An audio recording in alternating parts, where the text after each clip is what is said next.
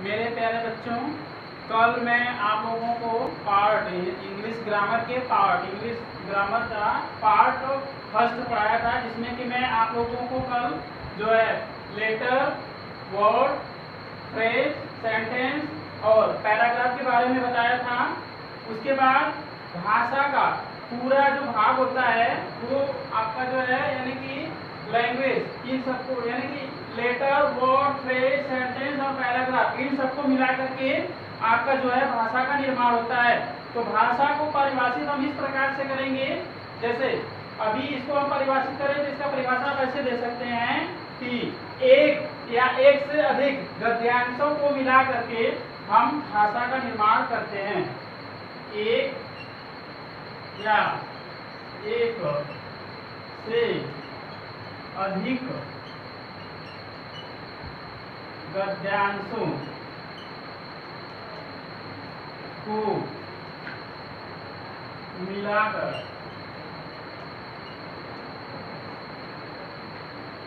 भाषा का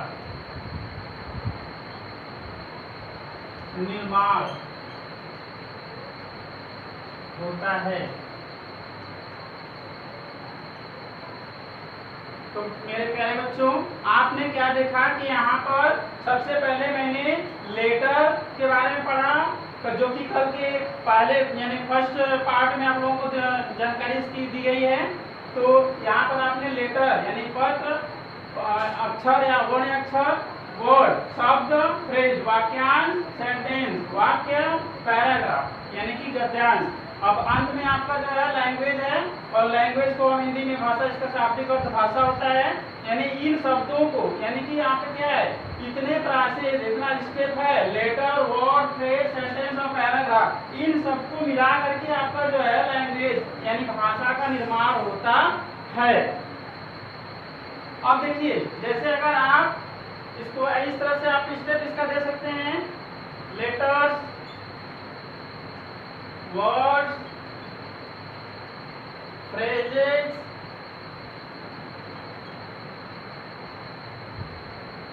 सेंटेंसेस,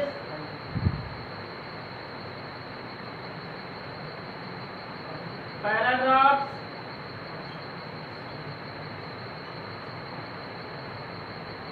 इन सबको मिला करके आपका लैंग्वेज का निर्माण होता है।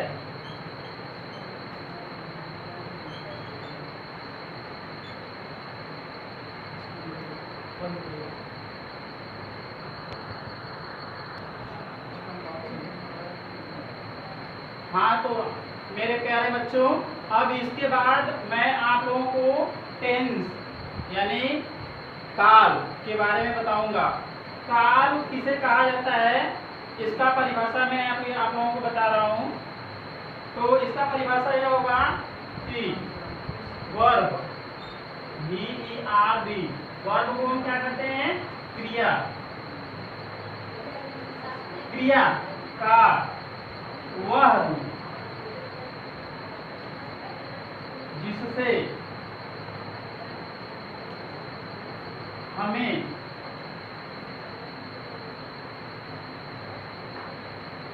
यह पता चले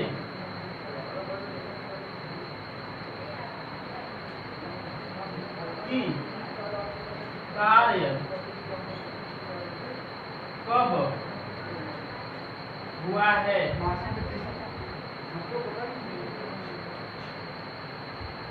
काल कहलाता है।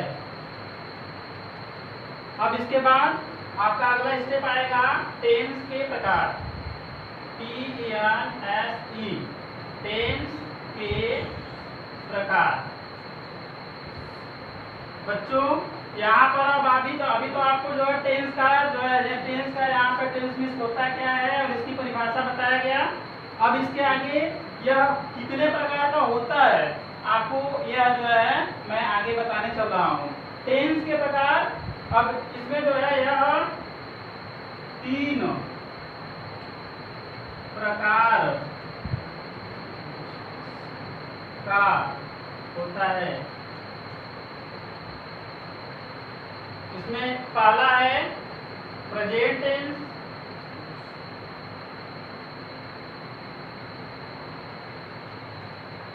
इसका शाब्दिक अर्थ होता है वर्तमान काल।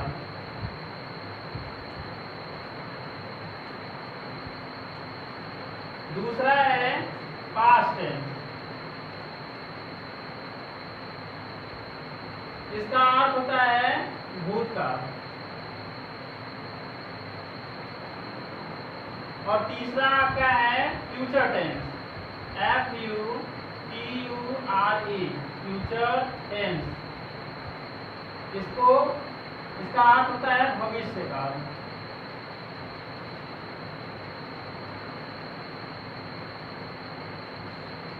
ये 3 प्रकार का आपका काल होता है, प्रेजेंट टेंस यानी वर्तमान काल, पास्ट टेंस भूतकाल और फ्यूचर टेंस भविष्य काल। अब इसमें से पहला जो आपका है प्रेजेंट टेंस, इसके बारे में हम लोग जानेंगे कि इसमें जो है वाक्य किस प्रकार से आते हैं। तो पहला इसमें हेडिंग हो जाएगा जो है प्रेजेंट टेंस।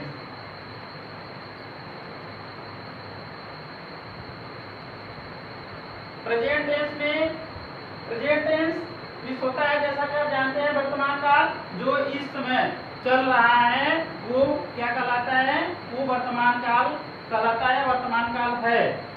तो इसका आप सबसे पहले पहचान,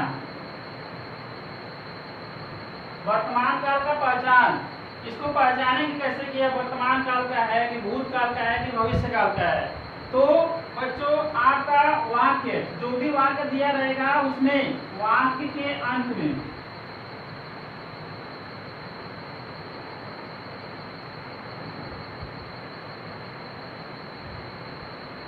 है कमा, हैं कमा, हूँ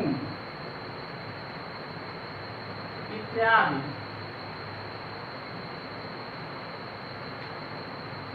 शब्द आते हैं।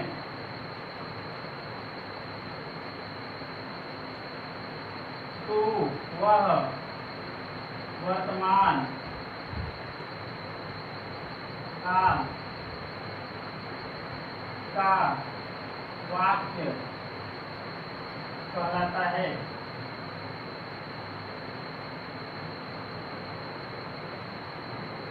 अब इसके बाद इसको बनाने के लिए हमें सहायक क्रिया का आवश्यकता पड़ता है। तो बच्चों यहाँ पर मैं आप लोगों को बता रहा हूँ कि प्रेजेंट टेंस का अभी तो आपने यहाँ पर पहचान इसको सीखा कि पहचान इसको पहचानें कैसे कि यह प्रेजेंट टेंस है कि पास्ट टेंस है कि फ्यूचर टेंस है। तो पहचान से आपको स्पष्ट हो जाएगा, यानी वाक्य के अंत में है, हूँ, हो, इन शब्दों पर खत्म हो तो वह वाक्य जो है आपका प्रेजेंट टेंस में होता है।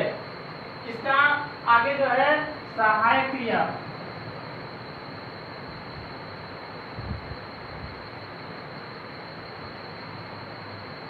इसका सहायक क्रिया होता है बच्चों इज, IS, इज, दूसरा होता है आर और तीसरा होता है एम। 3 सहायक क्रियाएं इसकी होती हैं वर्तमान काल के। पहला आपका इज है, दूसरा आर है और तीसरा आपका एम है। लेकिन इसमें भी इसका प्रयोग करने के लिए आपको जो है इसमें जो कर्ता होता है, कर्ता के अनुसार इसका प्रयोग किया जाता है। तो कर्ताएं जो है एक वचन भी होती हैं और बहुवचन भी होती हैं। तो मैं आप लोगों को सबसे पहले एक वचन करता और बहुवचन करता किसके साथ जो है इज, आर, एम का प्रयोग किया जाएगा उसको मैं बता दे रहा हूँ। उसके बाद तो फिर वाक्य का अनुवाद जो है आप लोगों को जो है एग्जाम्पल स्वरूप बताया जाएगा। जैसे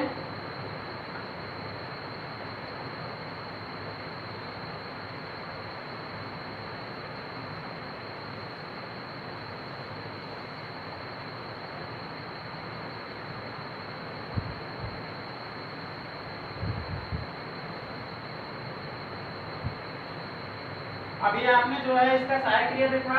सहायक क्रिया के बाद इसमें कर्ता एक वचन में कर्ता होता है, कर्ता जिसको हम अंग्रेजी में सब्जेक्ट बोलते हैं। सब्जेक्ट मीन्स कर्ता होता है। तो कर्ता एक वचन में भी होता है और बहुवचन में भी होता है। सबसे पहले मैं आप लोगों को एक वचन की कर्ताएं कौन कौन से उसके बारे में बता रहा हूँ। तो एक वचन कर्ता में आपका बच्चों ही आएगा, सी आता है, इट और किसी का नाम, स्पेशली किसी का एक नाम हो तो वह जो है एक वचन में आता है नाम। और जो प्रयोग किए जाने वाले जैसे कि प्रयोग में आपका दिस और दैट होता है, उसके साथ भी इज का प्रयोग होता है। तो यहाँ पर जो है आपका जो है और दिस कमा दैट के साथ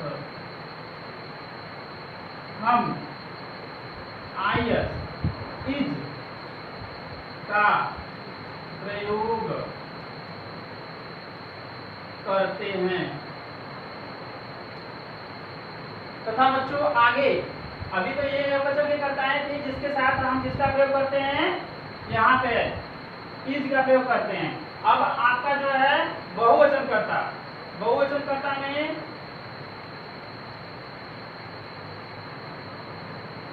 बहुवचन का जो बहुवचन कर्ता इसमें आपका होता है यू, वी, दे और आई, बहुत से लोग हैं।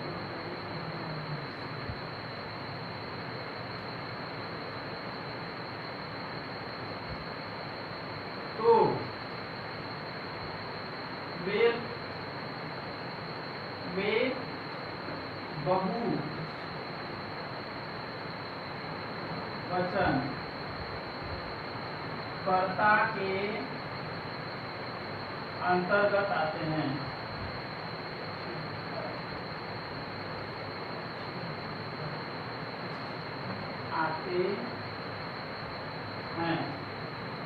और इसके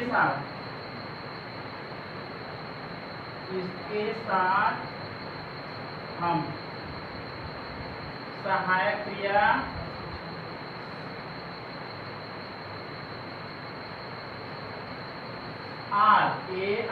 आर का प्रयोग करते हैं।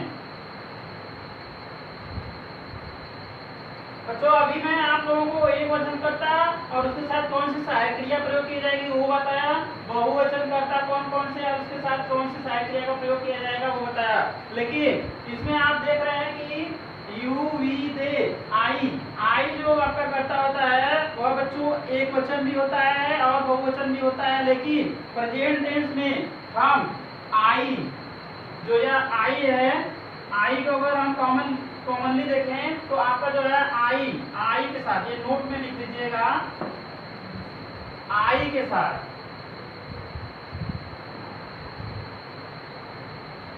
प्रेजेंट टेंस में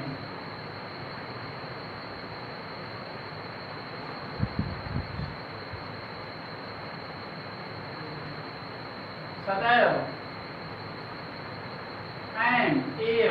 एम का प्रयोग होता है।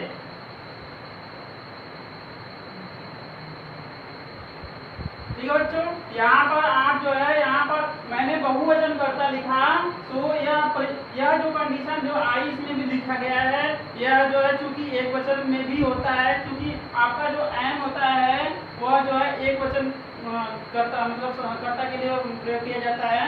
तो इसलिए आई जो है आपका यानी आई के साथ प्रेजेंट टेंस में हमेशा हम एम का प्रयोग करते हैं।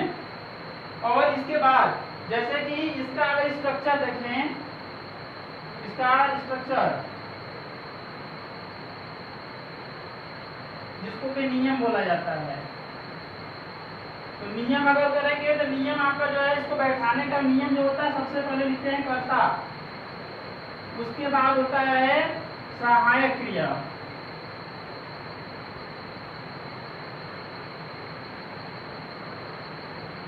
सहायक क्रिया आपका होता है इज, आर, एम कर्ता के अनुसार।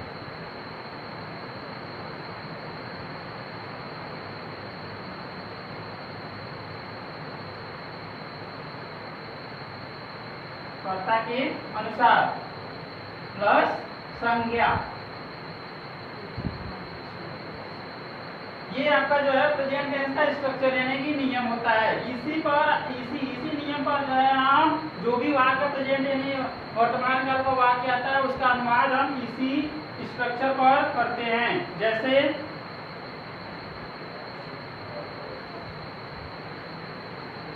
एक एग्जांपल के स्वरूप मैं आप लोगों को समझा दे रहा हूं।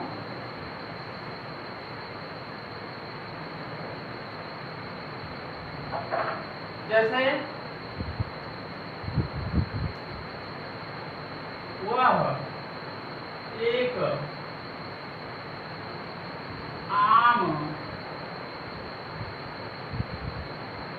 एक लड़का है। तो यहाँ पर आप देख रहे हैं कि वह एक लड़का है। आप देख रहे हैं वाक्य अंत में, अभी मैंने जैसा कि पहचान बताया था कि वाक्य अंत में है, हूँ, हो आता है। प्रेजेंट टेंस के वाक्य को पहचानने के लिए तो अंत में देख रहे हैं आपका क्या है, उससे पहले संज्ञा दिया हुआ है। ठीक है, तो यहाँ पर जो है हूँ, हो जो होता है उसका अंग्रेजी हम जानते हैं कि इज, आर, एम, यानी कि है तो इज होगा, है तो आर होगा और हूँ है तो एम लिखा जाता है। यहाँ पर है और कर्ता, जैसा कि मैंने आपको पहले बताया कि एक वचन कर्ता कौन कौन सा है। यहाँ पर कर्ता के स्थान पर आपका जो है वह है, और वह का अंग्रेजी क्योंकि लड़का है यह पुल्लिंग है इसलिए हम यहाँ पर ही लिखेंगे, और ही के साथ चूंकि यह कर्ता एक वचन का है इसलिए हम ही के साथ इज का प्रयोग करेंगे, इज। उसके बाद आपका आएगा एक लड़का है तो ए हुआ है। जैसा कि आपका नियम बताया गया है कि कर्ता प्लस सहायक क्रिया ई जा रहे हैं, तो कर्ता हो गया ई, उसके बाद सहायक क्रिया ई जा रहे हैं, तो यहाँ पर आपका कर्ता एक वचन इसलिए ईज हो गया, और उसके बाद फिर आपका देख रहे हैं कि संज्ञा है, तो संज्ञा में आपका जो है लड़का क्या है, संज्ञा है। जैसे दूसरा देखो, राम बाग, राम बगीचे में है। अब देखो कर्ता के स्थान पर यहाँ पर जो है बच्चों कर्ता, सबसे पहले कभी कभी ये भी प्रॉब्लम होता है कि कर्ता हम पहचाने कैसे, तो जानते हैं राम यानी जो सबसे पहले होता है उसको छोड़ करके बाकी इसके स्थान पर हम कौन, इसके स्थान पे आप वाक्य में छोड़िए, यहाँ पर जो लास्ट में आपका शब्द होते हैं उसकी सहायता से हम ऐसे प्रश्न करते हैं कि कौन बगीचे में है। कौन का प्रश्न करने पर जो भी जवाब में आता है वही कर्ता होता है। तो यहाँ पर जो है यानी कि कौन बगीचे में है, तो यहाँ पे राम शब्द मिल रहा है, तो यहाँ पे राम शब्द क्या हुआ, कर्ता हुआ, इसलिए यहाँ पर क्या हो जाएगा, राम का अंग्रेजी होता है राम। और यह जब मैंने बताया था कि एक वचन कर्ता में किसी का भी नाम रहेगा तो वह एक वचन होता है, तो राम एक वचन है इसलिए यहाँ पे इज हो जाएगा, इज। कहाँ है, इज माने है वो होता है, इसका इंग्लिश यहाँ पर लिख दिया गया। उसके बाद कहाँ है, तो बगीचे में है, में का अंग्रेजी होता है इन, और बगीचा का अंग्रेजी होता है गार्डन, तो in the garden, full stop. अंत में आप लोगों को हिंदी वाक्य में अगर वाक्य साधारण है तो आपको जो है खड़ी पाई लगाना अनिवार्य है, और अंग्रेजी वाक्य में फुल स्टॉप, सिंपल वाक्य साधारण वाक्य है फुल स्टॉप देना अनिवार्य है।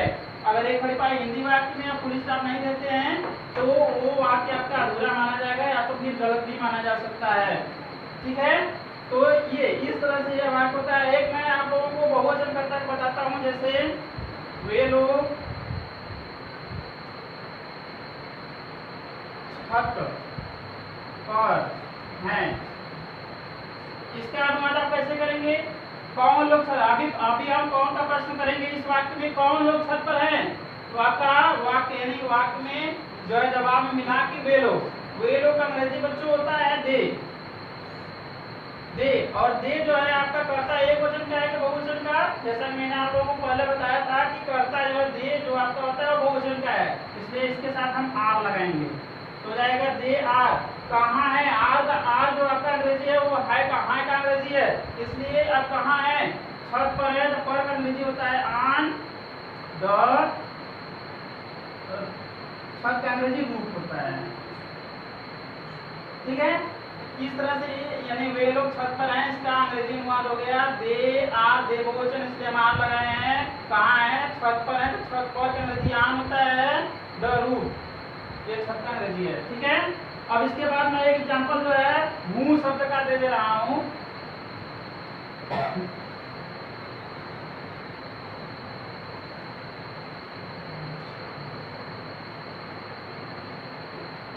जैसे मैं एक अध्यापक हूँ। अब देखिए बच्चों, इसमें जो है आपका लास्ट में हूँ शब्द आया है और पूरा वाक्य देखा जाए तो आपका है मैं एक अध्यापक हूँ। आपका जो देख रहे हैं कि करता मैं कौन एक अध्यापक है, तो यहाँ पर आपका जवाब मिल रहा है कि मैं, और मैं का अंग्रेजी होता है आई। जैसा कि मैंने आप लोगों को पहले बताया था कि आई के साथ हम सहायक क्रिया एम का प्रयोग करते हैं, तो यहाँ पर हो जाएगा एम, तो हो जाएगा आई एम, मतलब मैं हूँ, क्या हूँ? एक अध्यापक। यहाँ पर जाएगा ए टीचर। तो बच्चों आप लोगों को जो है प्रेजेंट टेंस के बारे में आज यह बताया गया। अब मैं जो है आप लोगों से ये आशा करता हूँ कि आप लोग जो है इस वीडियो से जो है अधिक से अधिक सीखने का प्रयास करेंगे। तो थैंक यू, धन्यवाद।